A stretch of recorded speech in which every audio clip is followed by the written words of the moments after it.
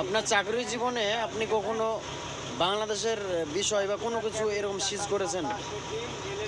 বাংলাদেশের বিষয়ে আমি কোনো কিছু সিজ করিনি, তবে বাংলাদেশ যে পাইরেট আমাদের জঙ্গলে লুকিয়েছিল, ওরা দীর্ঘদিন ধরে না খেয়েছিল, হাতে মানে মেশিন ছিল কিন্তু মানে কোনো টোটা ফোটা ওদের কাছে ছিল না। আমি দেখতে পেয়ে আমি 7জন বাংলাদেশি পাইরেটকে ধরিয়ে দিয়েছিলাম আর কি। তারাও আর হাঁটতেও পারছিল না, না খেয়েছিল। আমি বেশি দিন আগে না, 3 বছর আগে আমাদের দেউল ভল্টের মধ্যে একটা ন্যারো খাড়িয়া আছে। আমি বলি যে ওরা এইভাবে সাঁতার কেটে পার হচ্ছে কেন, জেলেরা তো সাঁতার কেটে পারাবেন নৌকো দিয়ে।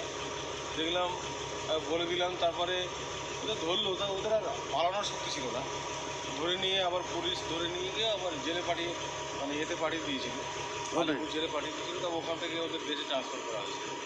সিস্টেমেটিক্যালি যে সিস্টেমগুলো আছে তার জন্য। ওরা কী কাজে এসেছিল? অ্যাকচুয়ালি দস্যুরা তো ওরা মৎস্যজীবীদের উপর বেশি হামলা করে। ধরুন একটা মৎস্যজীবী 10 দিন ধরে কয়েক কুইন্টাল মাছ কালেকশন করে, দামি দামি মাছ, ওগুলো করে নিয়ে গেল। বা মধু কালেকশন করেছে 10 কুইন্টাল কি 20 কুইন্টাল, সেগুলো জোর করে খেয়ে নিয়ে যায়। জাহাজে আছে না, জাহাজে না, ছোটো নৌকাতে আছে। বাংলাদেশে ছোট নৌকা চলে। আরে ওরা ওরা ওরা আমাদের তো বর্ডার সিকিউরিটি ফোর্স আছে আমাদের বিএসএফ। বর্ডার সিকিউরিটি ফোর্স আছে, কাঁচকলা করে। ওরা বর জ্বালাটো নিয়ে আর ফসকা গেল, এত 2 নম্বরই হচ্ছে কী করে? ভিতর থেকে যে সিকিউরিটি, যে ধরো কাস্টম অফিসার আছে বা বিএসএফ অফিসার আছে, ওরা ঘুষ খেয়ে আছে। যে বন্দুক ধরে আছে, যে রাইফেল ধরে আছে, ওর কী নাম মারা, ওর কী দাম আছে? ওকে বললো তুমি এখান থেকে ওখানে চলে যাও, তাই যেতে হবে। বন্দুকটা বহন করবে, ফাওয়া মানে অর্ডার না থাকলে গুলি করতে পারবে চাই।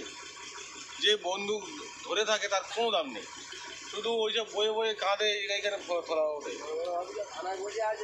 আপনার লঞ্চ আটকানো আছে, সেগুলো কি সিজ করা? সিজ করা, ওগুলো সিজ করা।